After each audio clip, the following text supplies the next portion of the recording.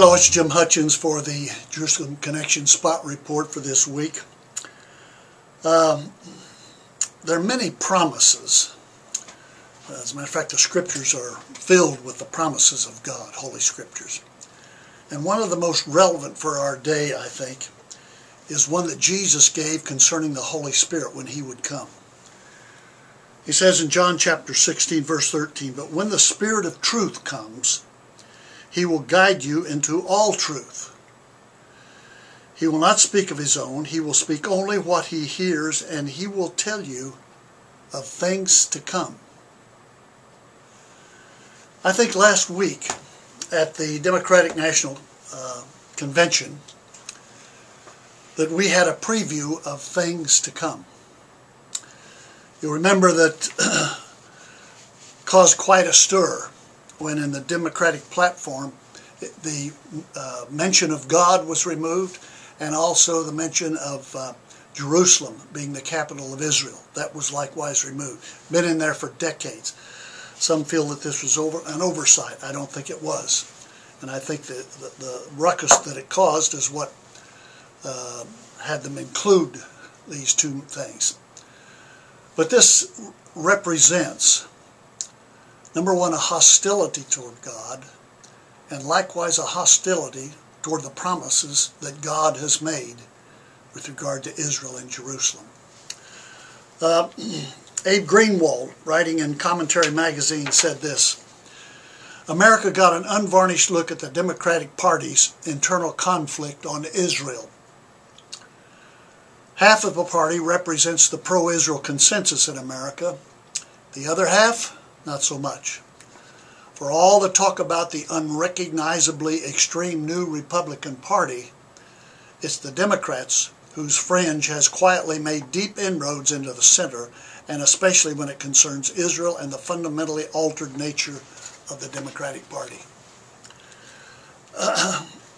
The notion that there is a unity among Americans is a myth of delusional proportions. We are polarized, and I would submit to you we will become increasingly polarized, and at the heart of that polarization will be these two subjects: the God of the Scriptures and what He has said, and Israel and what God has said about Israel and Jerusalem.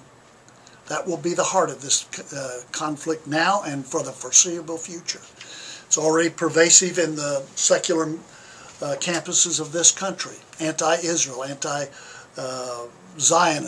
which is really a mask for anti-Semitism. In Europe, it's reaching World War II levels. And of course, in the Muslim world, it's prominent throughout. So this is coming. This is a preview. What we saw last week was a preview of coming attractions, a preview of things to come. Bonhoeffer said this. Dietrich Bonhoeffer was the godly pastor and theologian who was hung in a Nazi death camp just 3 weeks till the Allies took over. Bonhoeffer said this: "To lift one's hand against the Jew was to lift one's hand against God.